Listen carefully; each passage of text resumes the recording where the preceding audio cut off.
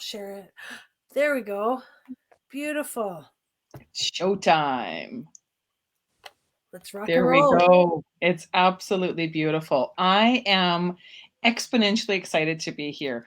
I'm Nance, and you're watching Exponential Joy with my dear friends Daphne and Ginette. And we are here to talk about angels. Angels is a word we use to describe an energetic being that brings us messages, love, and light. When we meet one, we are forever changed. Earth angels are the people we meet. Heavenly angels are the light beings who connect with us from a different dimension. I'm blessed, honored, and grateful to share time with two of my favorite earth angels, Ginette and Daphne. Oh my goodness, so much fun. So much fun. Thank you both for taking the time to tune in. Thanks for Well, having us. in Thank you for more ways having than me.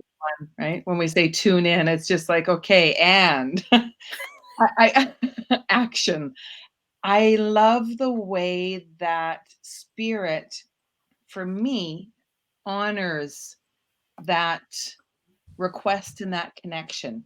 That they, if I ask them to step back, they step back. And if I open to their connection, they are always willing to give me the messages that are needed in the time, space, and reality that they come in. It's a beautiful, beautiful blessing, and I believe it's an ability that everybody has. I heard a fellow mention it. I'm trying to go back through all of my books and all of my understandings as to who it was. I believe it was John Edwards, and how it's not a gift that only some of us can have. It's an ability that once we choose to tune into and attune to, we can all have that beautiful ability, but it's different for each and every one of us. Why do you think that is, Ginette? That is such a nice statement to say, first of all, because I think so many people put pressure on themselves, those that are interested in this, to have to be like so and so, or that it should work like this because another person said this. But it is really, like you said, finely tuned to our frequencies, our unique energetic fingerprint Mm-hmm. is what gets attuned into the energetic fingerprint of spirit. And that makes it unique in its own way.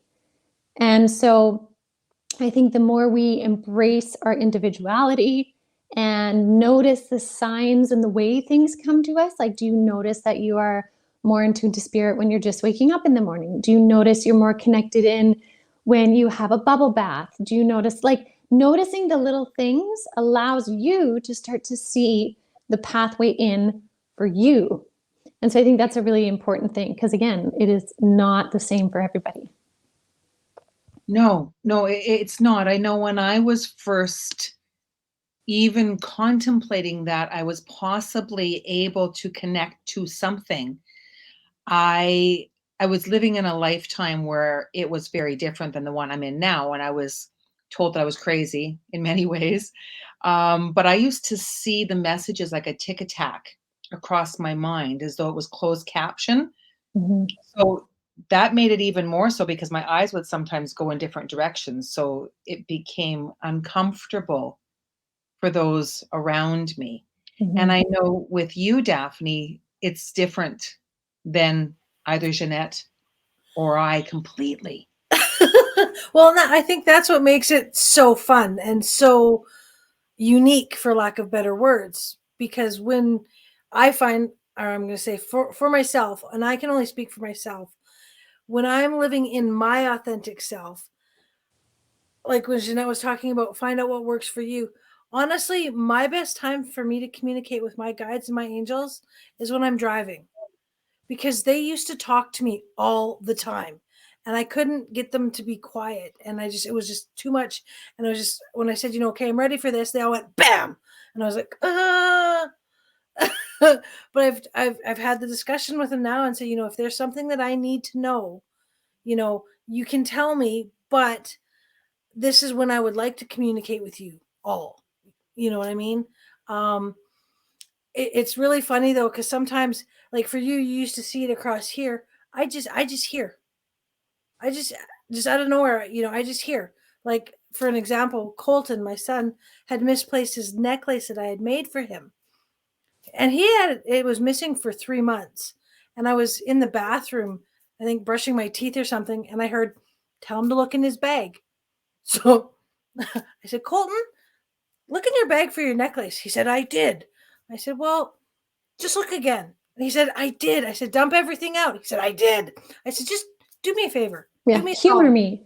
Yeah, just humor me. Just go look." First zipper he opened, it was right there. Mm-hmm. Mhm. I hear, I feel, I know. And, people say, "How do you know? How did you know that?" I'll say something will come out of my mouth, and I won't even know where it comes from sometime. And I know you have that experience too, Ginette. But sometimes, things will just come out of my mouth, and somebody will look at me and say, "How do you know that?" And I just smile and I shrug my shoulders. And I say, "Do you really got to ask?" Yeah, it's so true. It's hard when we have to justify. When we ask a plumber for advice, when we're somewhere, we don't expect them to carry their plunger everywhere that they go. And yet so often we quiz the psychic, we quiz the medium. And it's quite a frustrating feeling sometimes because I mean, I don't expect a friend that comes over to unplug my toilet because they happen to be a plumber. We have to book a time, we have to book a session, we have to do all of those things so that we can have that piece of space so that we can bring in the energies that we need to so that we can prepare ourselves. I know with me, I've got my Palo Santo, I've got my sage, whatever it is, so that I can just bring in what it is that I need to. I use breath work so much in what it is that I do. Without the breath and showers, man, so Mm-hmm. much comes to me in the showers. I love Totally. showers. Gosh, me too. I bring Honestly, a like pad and paper in there with me, right? showers are like the answer. It's either food or showers or both, right? Like I wrote in my book that I love to eat apples in the shower. I really do. It's fun. But anyway, um, showers are the best conduit for me for calming my own body, but hearing spirit. And I think it's because too, in the shower, you're distracted by the water, the sound, the feeling, sometimes even washing your hair and stuff, enough so that you're open to the more. It's almost like a white noise experience of calm, which opens more of you up to spirit. So showers, I think, are just absolutely sacred. So much so. So much. Cooking for me. I Oh, love yeah. cooking Okay. for me is huge. Washing the dishes, cutting the Mm-hmm. vegetables. I spent so much time in the kitchen with my grandma, with my Oma. That is where kitchens for me were somewhere that we all gathered. And then many of my guides come through. And when I say guides, I'm talking about my loved ones who have passed. The ascended masters come through a lot more when I do my Reiki, though they will Mm-hmm. come through a reading as well, but it depends upon what what it is that I'm doing. It's yeah. It's not necessarily a switch. It's just like we said before, that fine tuning where we Mm-hmm. open up and through play when it becomes playful and not so serious. I myself, when I'm working with crystals, when I'm doing the crystal jewelry that I do, when I'm Mhm. working with the crystals and I'm tuning into their energies, that's another fun time for me. But I know for you, Nancy, a lot of the time now it comes through in songs, hey? Oh, songs and movies. Oh my Mm. gosh. It's like Mhm. name that tune. And I'm very, very grateful that Ralph so often has the songs because I'm like, okay, I come out of the room, out of my session room, and I'm okay. I'm humming desperately. And I'm like, can you please just give me a little bit because Google doesn't recognize the hum. Yeah. But, sometimes I'll get lyrics. So I'll just put a few lyrics into my phone and then I'm like, okay, Journey and I pull from the 80s or the new. That's why I listen to so many different genres of music. Same here. And I love when they bring through song. So much Yeah. so because what's neat is they'll bring through like the particular verse or something of the song. But then when you go and listen to the song, so often it's the whole production of the song too that gives you even more to the experience. So if you take the message of the lyrics, but then you go in and with that consciousness, then listen to the song, oftentimes there's a little bit more. Like there's more goodness in there too. So it's really neat how even through music, there is so much more depth to the messages. It's like the music, when you add that frequency to it, can pull it open more so you can get like a better visual or a better experience in it. It's pretty powerful. Because they're going to connect to you in whatever way it is that you've lived your life. They're going to try and get that message to you because they're going to try and capture that part of your mind, your memory, so that you can start connecting the dots, so that you're going to see that bit or piece. I know quite often I'll get Bible verses, and I was not able to memorize Bible verses as a child, but now I'll start to get them, or I'll just get the name of a book and a chapter, write it down, and let's look at that in whatever way it is, or a book. Books for me are absolutely spectacular. I just love books. And I know that you talk about books quite often, Ginette, in your cosmic consciousness. I do. I love books for research. So I love researching, which is funny because like in high school, when we would have to do, or even university and do research projects, it was always kind of like, okay. But that skill now I find has become this love of mine to dive into knowledge, right? So what does this book have to say, to share in the foundation of how I'm understanding something? But I find the messages aren't limited to books that are maybe scriptures or sacred texts or downloaded info from spirit. There are also messages in books that I read just for the sake of it, right? Maybe it's I don't know, what is one that I just recently read? It had fairies and warlords and whatever, but there was certain phrases that would stick out to me that were sharing little bits and messages. Or I would read a certain chapter that had a theme of maybe being triumphant or something, or persevering, and it totally relates to what's happening. So spirit can even communicate through a book that has nothing to do with, your world, your life, but there's pieces in it. So yeah, and books. I love books. Books for me are, I will not go on a vacation without at least one or two hardcover books or paperback, but they actually have to be the physical. I've tried Kindle.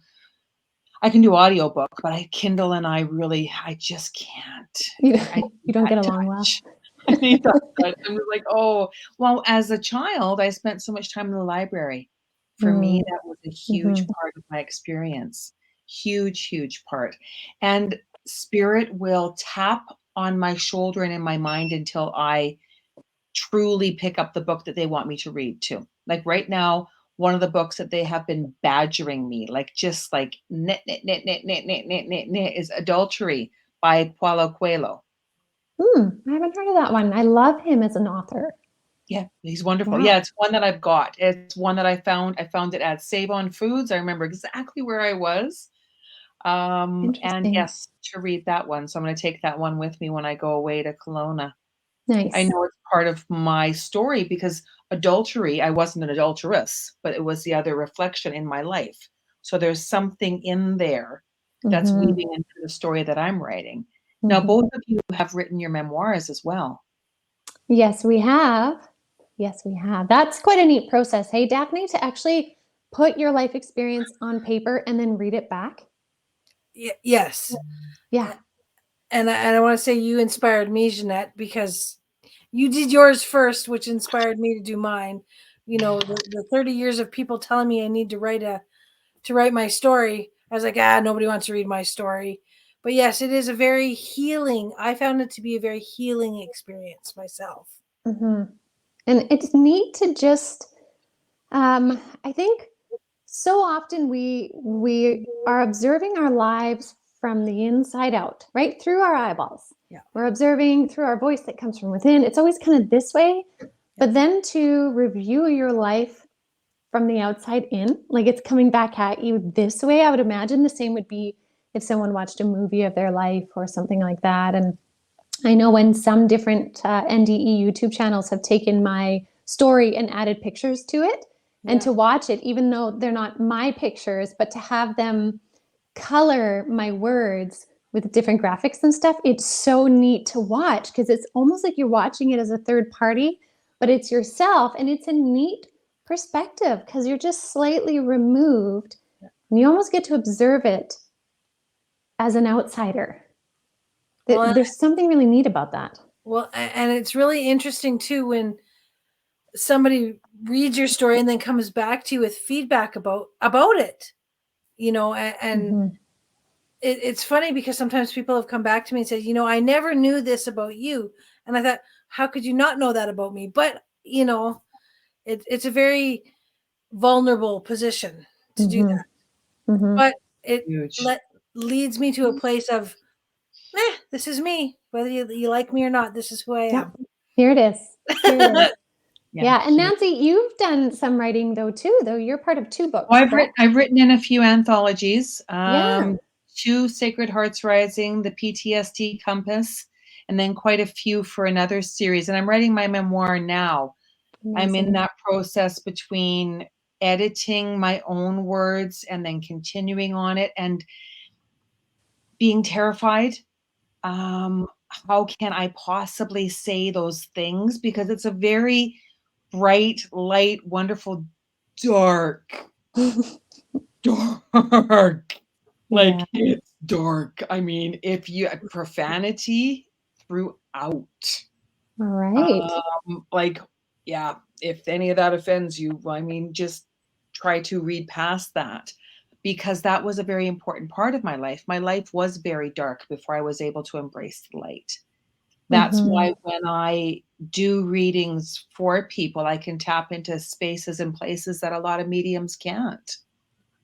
So it's now I can see it as a blessing. Was before it was just it was something that I fell victimhood to. Yeah, for sure. For sure. When you're in it, you can't necessarily see it at all. You can't smell it. It's like because you become nose blind. Yeah. That old Breeze commercial, right? Like you get nose blind to the shit. True. That's true, really Yeah. It is. Yeah. Yeah, that's one of the best ways to explain it. But for me, I'm able to understand the art of addiction. And I say art of addiction because when we are traveling through the journey of an addict, it is such a deep dive into lying well to others and to yourself. So I understand what that feels like. And because I have overcome drug addiction, I know what that feels like without judgment now too. Without any judgment at all, because I truly understand it, not just from my own addiction, but my own family's addiction. It was a big part of my life, that whole soul flower. When I did my SRT training, I began to understand the soul flower and the people that we choose to be a part of. Yeah, the bright flower, and then the dark center. Yes. Yeah. I was going to ask Ginette, when your angels and guides come to you, how does that look in your life? For the people that don't, know you or haven't seen you before. Yeah. So when I connect with spirit, I see, hear, and feel them. So they can come through in any of those ways. Usually,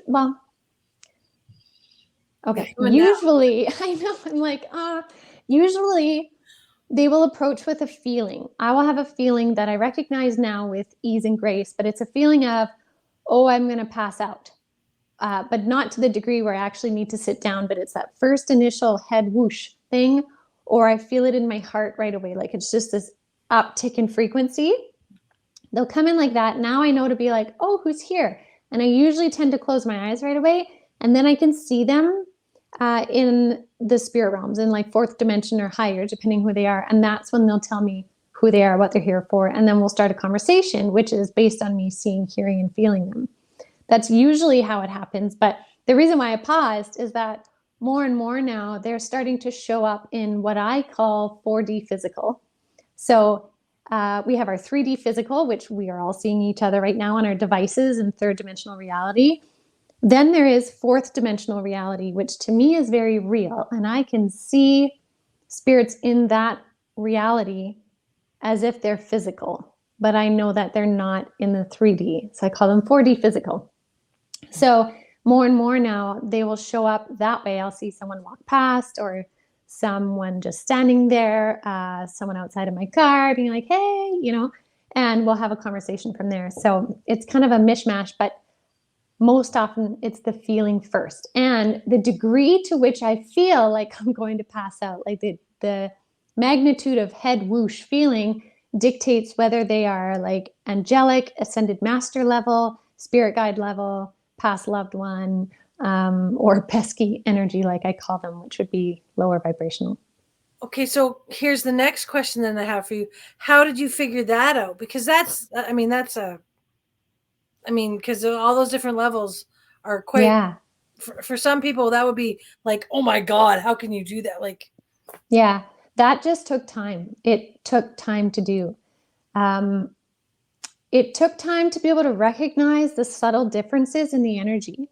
And what I had to do was get very comfortable with my own feelings and keeping them separate from the feeling of what I was experiencing. So me, long time ago, would first have that head whoosh feeling, freak out and have a panic attack because something was wrong. That was my first response to when spirits kept getting really close, was like, oh, I'm going to pass out. Something's not right. My heart's not okay. Then it became, okay, what's actually going on? Something is triggering me. So then I had to recognize, was I okay the second before that happened? Was there anything wrong? No, there wasn't. So, okay, we can calm down. And then I started to recognize it was spirit, because I would hear, see, or feel something more. And then I started to be able to recognize the subtle differences in the energy. So I know if it's a real smooth but like quick punch of energy, that's really high vibey. If it's a little slower to come on, then it's more kind of spirit guide, past loved one. And then if it's really kind of like nitpicky, then it's energies I don't really want to deal with. So it's just time spent doing that allowed me to be able to differentiate more clearly. Is that kind of how yours is too, Nancy? Well, and different for each and every one of us, but very, very similar. Loved ones who have passed, I will quite often get friends of friends of friends very soon after they pass. Like sometimes I'll wake up in the morning, I'll always I'll always remember when a dear student of mine passed away, and I was at the coffee maker and making coffee, and I just got, Mrs. Chaplin, Mrs. Chaplin, Mrs. Chaplin, you have to call my mom. You have to call my mom and tell her I'm okay. She's so concerned. And I just kept on seeing the green and gold, and I'm like, Edmonton Eskimos, I'm so confused. Who are you? And then he told me where to go and look, and it was in a book. Wow. Yeah, and it was in a book where he had signed, because he was also a friend mate of Emily's. So I went and I looked, and I'm like, I don't know what page. And he's like, and it was like, turn the next page. Nope, next page, next page. And I'm like, and I looked, and I'm okay. And I'm like, and I started putting my finger over the book, like the Ouija board kind of feeling, because that's what would happen. I would get a warm spot, and I'm like, and I said his name. He's like, yes, it's me. And then I realized that he was part of the bus. Bus crash. The bus crash in yes, Humboldt, Saskatchewan. Yeah. Yeah, the Humboldt bus crash, when it was, and then all of a sudden my phone rang, and it was people that were calling me saying, did you hear about this? And I was speechless. Speechless. And we don't always get a chance to reach out to their loved ones. Sometimes we can send them love and hold space for that person, but they're not necessarily going to connect to us. And I had a hard time with that. I Yeah. had a really hard time not being able to necessarily share that information with their loved ones. That was hard. That is Yeah. hard still. And I think, though, that's a good point is for anyone who gets either intuitive messages, mediumship messages, whether you are well practiced or you're new to it, is to give yourself the time and space to consider if you do want to be a part of passing on the message. Do you have an avenue to pass on the message or not? Because just because you're getting it, it doesn't mean you're the only avenue. And so you have your free will of choice in that moment to either follow through on it or not. And I think that's something really important because oftentimes, especially for when we're newer to this, something comes up, we feel we have to. And if you don't, then there's huge guilt. And I've been there too, where, I've been like, I can't pass this message on, but it sits with you, right? It's a really hard one to not. But we always have to remember conscious choice in that and boundary for where we feel safe. Because it's true. Like if someone doesn't know you and you're like, hey, I have a message from your deceased son and it is recent after the passing, like you're coming into a huge energy. Yes. And that's a very hard thing to just step into, even for someone who would be seasoned at it. Like that's, yeah, boundaries. Unsolicited advice. It's the Yes. same as when you see somebody and you're like, oh my God, you've lost a lot of weight. Oh, I was fat. Mm-hmm. So it's coming into conversations with people with ease and grace. It's we need that more in our world because we become quite sovereign, which also can mean quite opinionated. So, and we all have that. We all have that. I mean, for me, licorice is very important. Doesn't mean it's important to you. Mm-hmm. Yeah, You it's true. know? Yeah. Licorice. I mean, let's go with something soft and I'm not gonna jump in there with anything else. Know your limits, stay within it. Yes. And for me, one of my greatest guides is my dear friend who passed away, who's a poker player. So sometimes I'll get messages that have to do with poker, and I'm like, oh, that's you. Yeah. So that's where I find it quite interesting. Or I'll see a picture of Kuan Yin because I'm like, okay, I've studied that. And it's in the studying of certain things that's where the information, for me, the scent is huge because of aromatherapy. Huge. Oh, yes, of course. Name that flower. And that's why I started studying with aromatherapy, was because I'm like, I smell a flower. Don't know which one. Yes. Yes. And do you find too that sometimes the things that they use to try and communicate a message sometimes takes a while to learn what it actually means? Because I have one, and I remember it took me years to figure out. Spirit would bring through turpentine. I would see turpentine, and I would be asking people in the beginning, like, do you do woodwork? Do you do anything where you're like using paint thinner? And they're like, no. And I'm like, I don't know. Like I'm seeing the tin of turpentine, everything. Over time, it kept coming up. And then I finally, over time, figured out it represented poison, that the person is doing or being around some either environmental, alcohol-based, drug-based, or medication-based poison. It represents poison, not turpentine. So now, though, like now that it's clicked, turpentine comes through and I'm like, okay, so we're dealing with some sort of toxicity, and then I'll ask, are you taking medication or this and this and this? But for the longest time, I would be like, do you understand turpentine? They're like, no. So it's funny how they'll bring through different things and you can learn it over time. But that's why I find journaling or writing down pieces of info that you don't know or just tidbits that stand out, because usually that's the beginnings of building a language with spirit in whichever form. So for you, after a dream, yes. like when we first wake up in the morning, documenting dreams, I think that's a wonderful way to begin to develop that relationship with yourself and spirit, because it's so different for each and every one of us. Yeah, absolutely. Did How you about you, mention Daphne? Did you mentor under anybody, Ginette? I sat in 2 different mediumship circles for probably a total of 3 years with these 2 unbelievable mentors. So it was a group, about 10 of us in each of them. But I would ask a lot of questions, and I just took those sessions as gold for me. And so I grew a lot in that time. So I do consider those 2 people being being my mentors in this. Like, they helped me believe what was actually happening, and they helped me move from feeling like I must be losing my marbles to validating what was happening. Because before I found the first mentor, I remember I went to go meet this medium who I had heard of through somebody, and I had already been having experiences. I didn't know what to make of it. And I was like, I just want to talk to this person. I feel like I just need to talk to him. So he was willing to meet me. We met for coffee at a Tim Hortons. And I remember I was like, tell me what it's like for you. What, how does this feel? How do you experience this? And so many of the things he said was so similar to me that it should have been super clear. Okay, I'm a medium. I can accept this. But I just could not believe that it actually was happening to me, even though it was clear for years and years.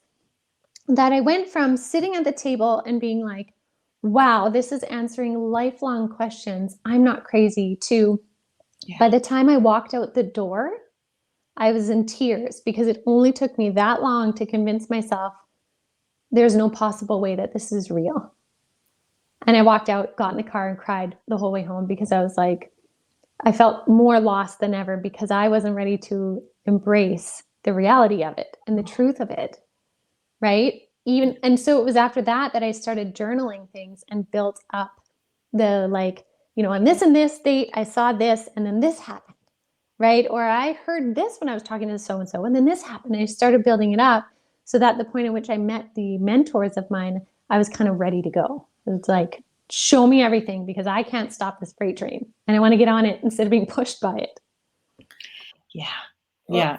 And that's a beautiful place. I know when I first, because I mentored under someone locally, which was really interesting. I really enjoyed that. I went with a dear friend, and we even had the opportunity to do some helping with locating lost bodies and things like that. And that was something that I was very, very intrigued with, and very, very good at, because I had read and watched a lot of crime. Crime was a big part of my life. So for me, it was quite natural. And then I went and did some online courses for years, where I would learn, because for me, the art of blah, of just saying it, like the cat had my tongue so tight, I didn't speak.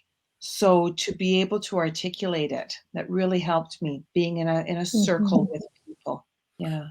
And this is where I want to say thank you, Ginette, for stepping up and doing what you're doing with Avalon, and offering all of the many different courses and workshops and events, and supporting other people like yourself and us. You know what I mean? As I remember when you first started that. I remember when you started the Facebook page. And YouTube. Nancy, come on, you remember when she first started the YouTube page? Yeah. Sure. And still to this day, I keep taking pictures and sending you pictures. You do. You know? You do. I know. And I think you were the first ad. I was. Like, Daphne, I'm going to put you as the first person on this page. Is that okay? She's like, I'm sorry if you get all these notifications. It's fine. Yeah. It's so sweet. But So nice. But when we follow our joy, and when we follow our joy, and when we, do what makes us happy, we send out the ripples. Really. Yes. And people ask me, what are you doing now? And my answer is, I do what makes me happy. I'm doing what makes me happy. And people say, what? Yeah, what's that like? But it's true. That's what I'm doing. I'm doing what makes me happy. I'm shining my light. I'm sharing my love. I am being the being that I was born to be. Period. Yeah. And I Beautiful. realize that that's kind of a broad statement, but that's what I'm doing. Yeah, that's what matters. And I think, and I don't want to misconstrue this as like a, utopian idea of false reality. Right? However, what I will say is I really feel that the more people that listen to their calling, and they don't have to know the detail, but listen enough to take a step in the direction. And that direction can be anything. Someone's calling can be numbers and accounting, right? Maybe they grew up in a family of lawyers and it's like, you must go into law, you must go into law, but they love crunching numbers, right? If they follow their calling into that, which is not spirit-based, but they're living in their authenticity frequency, being in that frequency helps change the whole collective frequency. Doing what they like. It does not have to be spiritual, but it has to just feel in alignment. And maybe that is just one step, leads to them to something else. But the willingness to incorporate what brings you joy is a huge game changer on our planet right now. Exponential Huge. joy. Yeah, Huge. But it's exponentially. true. And if that calling happens to be travel, you may be called that way because that next important leg on your journey is in that place where that person is. And it is, it's like yarn, like when a cat grabs a ball of Ball yarn, yarn. and it, Yeah. right, just following that piece of spaghetti, spirit's showing me, oh my God, that adorable children's Lady and the movie. Tramp. Yes, with the Yeah. spaghetti. Yeah, Yeah. right? And Totally. that you don't know who your somebody is, but if you keep on getting called to go to McDonald's, please, Yeah. See, and I'm seeing a spider web now, and how the web of everything is together, like the web of the universe. Ginette, you Yes. could talk about that. And the Totally. And I just recently did a video on this too, of the spider web, so I'm not surprised you're seeing that. But I had this message just this past week that right now, especially during this eclipse season that we're going through right now, there is a beautiful weaving or reweaving of our destiny. And it's shown to me like a web. Now, when I get a spirit message and I see a giant spider, like I'm talking a spider the size of my car, right? When I see that size of spider, it doesn't freak me out anymore. But it is the energetics of what I call grandmother spider, who is like a weaver of destiny and fate. And there are some indigenous cultures which follow that story of grandmother spider. Anyways, whenever she shows up and she's busy weaving some new home frequencies for you, new journeys. What I saw last week was she was very busy, almost frantic, but not frantic in a bad way, but like frantic, excited, creative, and like bursting with ideas, weaving, the collective energetic web.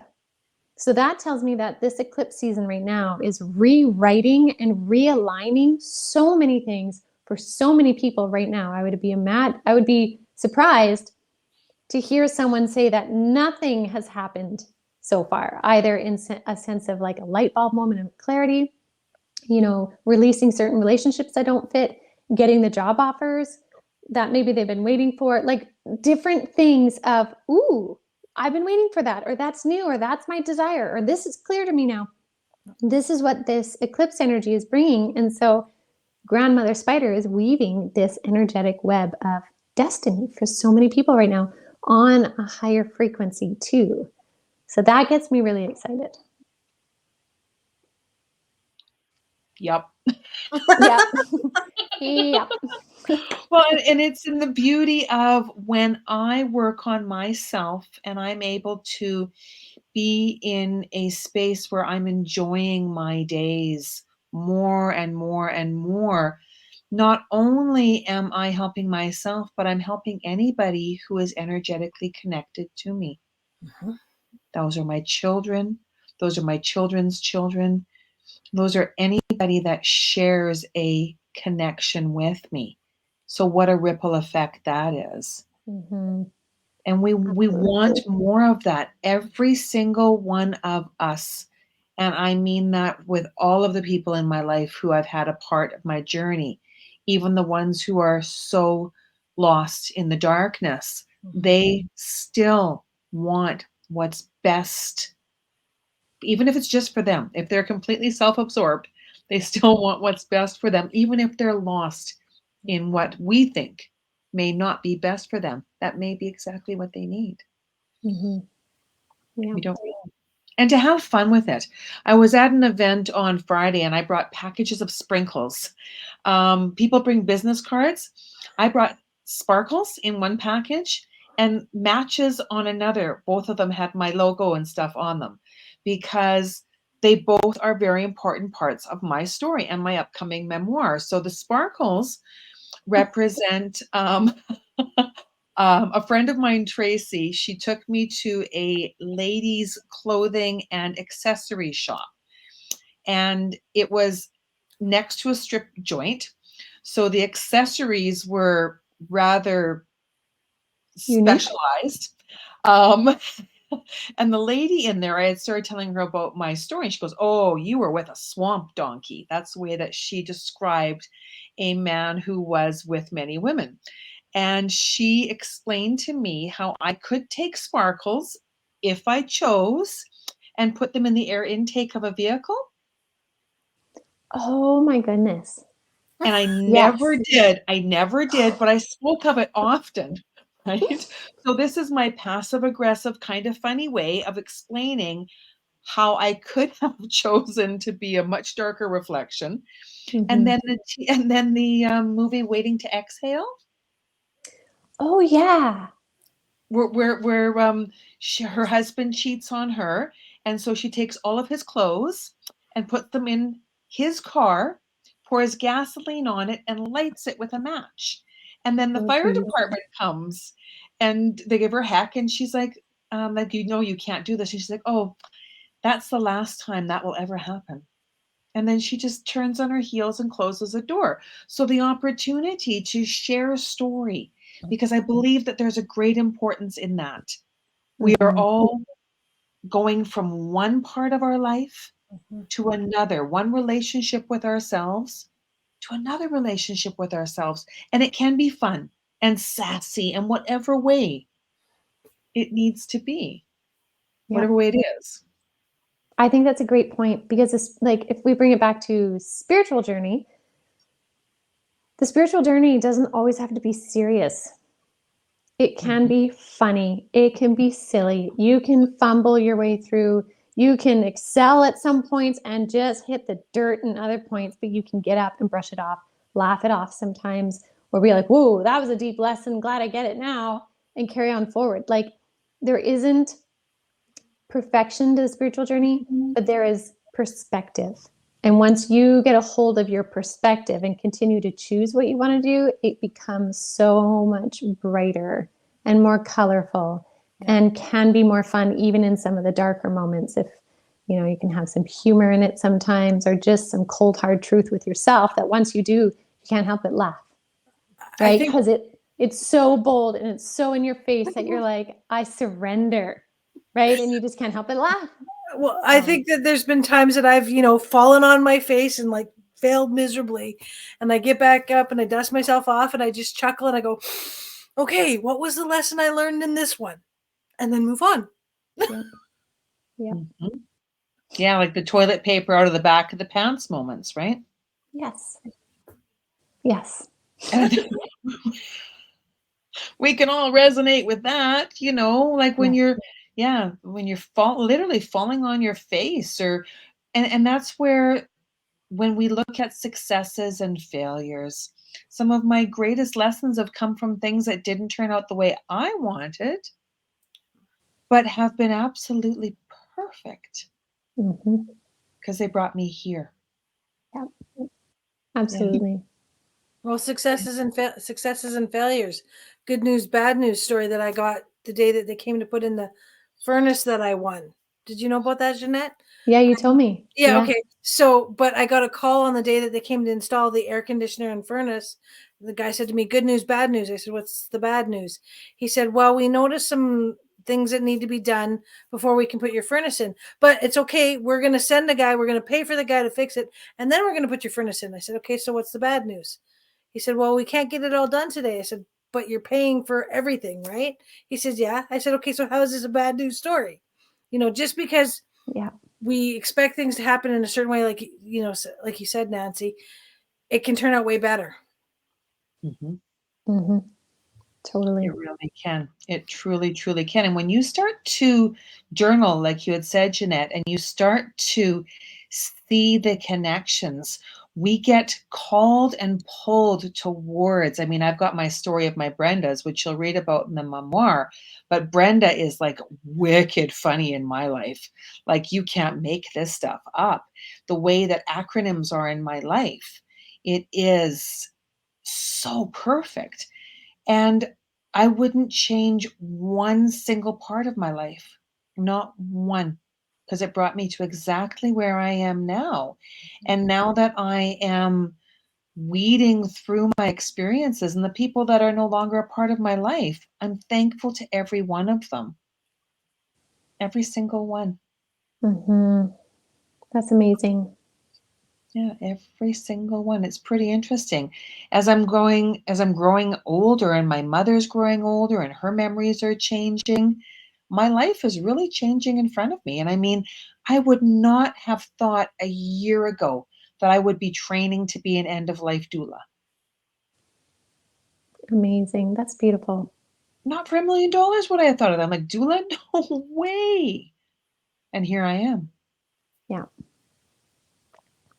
So what I guess for you, Ginette, what would you say is the most exponentially off the hook thing that has happened to you that you never thought may happen to you, like with Nancy, not thinking that she could be a doula, a death doula? Right. Gosh, I think, the first one would be me coming to terms with actually being a medium. I was always fascinated in spirit stuff when I was younger, didn't really know where to look, where to find it. But then to finally get to a point in my life where I was already in the swing of things, doing sessions, it was my norm. And that retrospective, like, wow, who knew that, 5, 8 years ago, I would be in this position? So that was the first one. But then I think of my NDE, that I couldn't have imagined that that was going to happen to me, like in the lead up or anything like that. Like days before, there was clues. But I mean, like years before, my whole life, I never knew that would happen.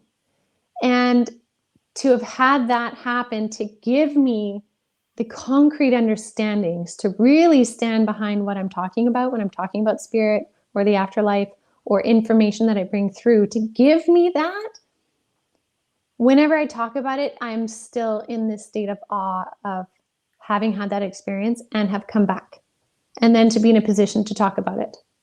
And do you believe that you had that written in your cards before you came here? Yeah. Like, do you truly believe that was in your, yes, on your blueprint before you came? Absolutely. Because I remember when I was looking at my blueprint and we were going over everything up until that point, there was a lot of completions in my journey up to that point. Mm-hmm. Like I had completed and learned different levels of surrender, learned how to ask for help. I had had the opportunity to be a mother, to build and work my mediumship, to like so many different things. I got to do a lot in that amount of time.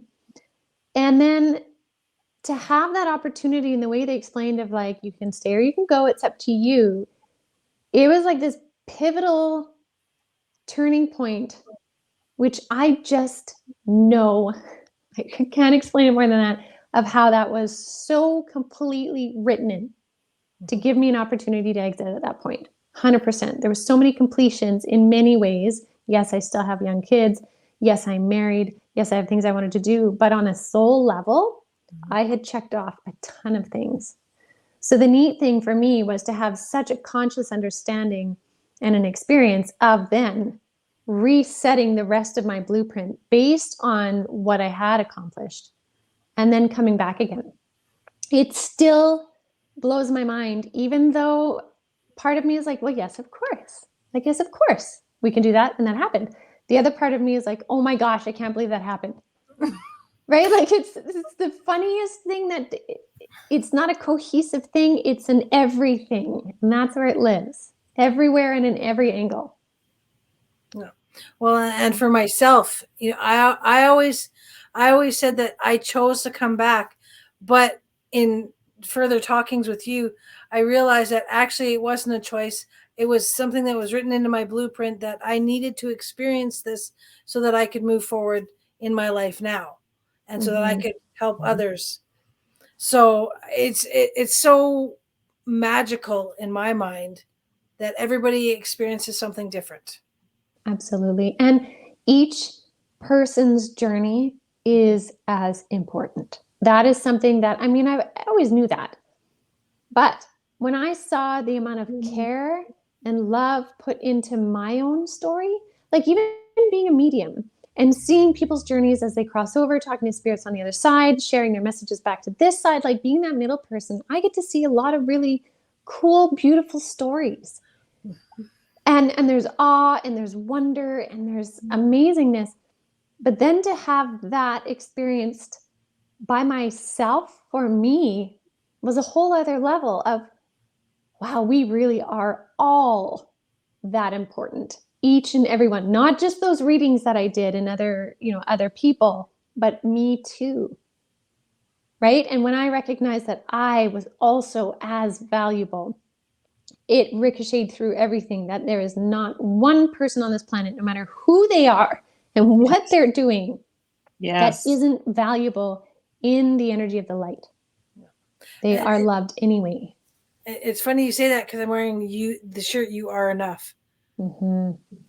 It's true. It's true. We really all are. And we are really the biggest blocks to embracing that about self. And it is something that can be embraced in a non-ego way. And it's unfortunate that we have been taught through society and things to, I think we're moving out of it, but to push ourselves aside and just help and support others, but not self.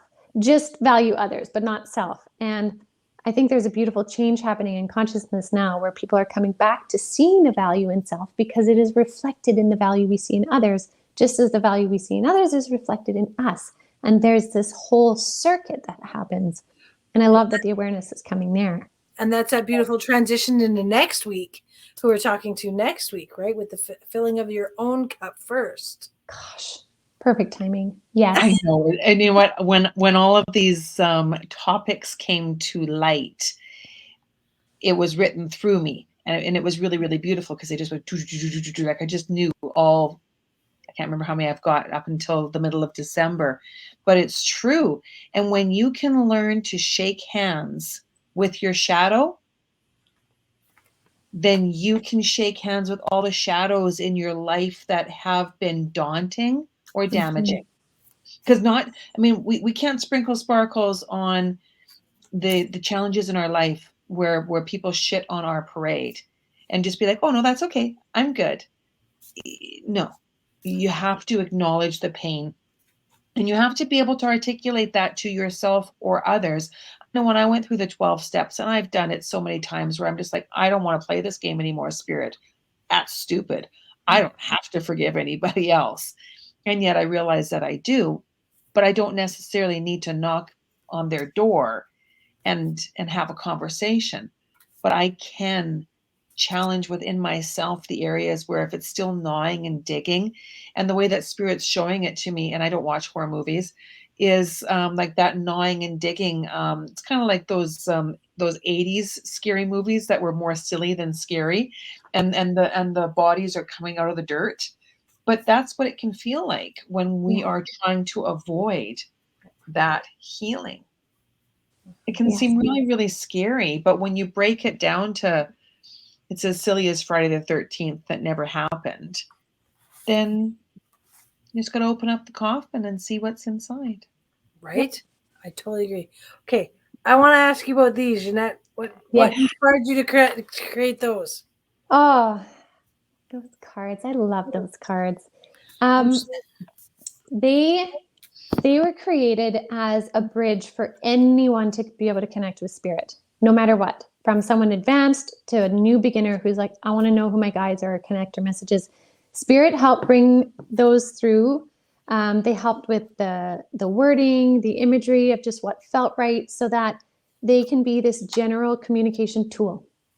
And however you desire to use them is how they're meant to be used, but they are just for communicating information and messages. So they're just so divinely inspired, and I smile every time I see them. I really do. Well, Spirit guided me to pull 3 cards. So can I show you the ones I pulled? Yes. Time to smudge, clear your energy. Would you like to talk on that one? Yes. So that card, I love the image that we chose because it's kind of funny. It's a lighthearted way to say, clear your energy. Whether you clear your space in your home, whether you do your own personal clearing, usually that card will come up when you are in a transition phase of like ending one part of your journey, embracing another. Or if you've been under a lot of duress and stuff and there's a lot of heaviness around you, it's an invitation to clear your energy. So whether you do so by smudge, like Palo Santo, sage, incense, even aromatherapy type through diffusers, whether you use white light, whether you use sound, whether you just open all your windows and let the cross breeze clear it, your intention is everything behind a smudge. The intention to clear. And I think with the eclipse energy too, right now with the transitions and transformations, right? Yeah, absolutely. It's a great time to smudge. Create sacred space. Yeah, there you go. I think there's a theme here. I'm seeing a theme. I'm seeing a theme. So that sacred space card is really inviting you to create something sacred in your space, whether it's an entire room, whether it is just a little corner on your desk, maybe it is a sacred bath, maybe just put stones in every corner of your house, whatever you want to do, have intention behind the energetics of your space, because what that'll do, especially if you smudge first, then you create your sacred space, whatever that looks like, you're creating a frequency for you to kind of marinate in. Really, if that's your work environment or your home environment, you're creating the frequency that you want to feel good in. So the best thing to do is when you smudge yourself, fill yourself with high vibe energy of whatever brings you joy, and then create your sacred space. And you can use anything for that. And then all is well. Relax. And then all is well. Seriously, once you do that, you're good. Kick back with some tea and a coffee, because you created your safe space. All is well at that point. Can't I love sparkles. I recommend sparkles. Right? Totally. That's so funny. I love that. I love that. You can't make this up. No, you can't. No. That's perfect. That's seriously perfect. Oh my gosh. Yeah. That's so funny. That is so funny. And that's whereby the different traditions from the different upbringings in our life, I have a very, very strong connection with yogic teachings. I also have a strong connection with Christianity. I also have a strong connection with, and that's whereby we are all so unique and so different because of all of our DNA connections. And I'm not talking about the DNA within our bodies. I'm talking about the way that we are all divinely nurtured around us. That whole, we are all so different. And there's a beauty in that. One of the books that I'm reading now, a friend of mine gifted it to me, and it's called The Reason You Walk. Beautiful, beautiful book. Absolutely beautiful. It's this one. Whoop, there we go. Oh, nice. Incredible. Such an incredible book. And it's about a man and his family and the culture of being in an Aboriginal life. I love the book of story and learning more about something that I don't know that much about, but that interests me. And that's another way that we can know what our passion is. What interests me? What could you do all day just for fun? Yep. That's a great question. It's a perfect question to ask. Start there. Start there. Yeah. Yeah, start there. So thank you both so much for joining me. It was an absolute blast. This has been so fun. Thank you. I just loved it. It really has. It's been a total blast. So see everybody again soon. Have a great evening. Thank you.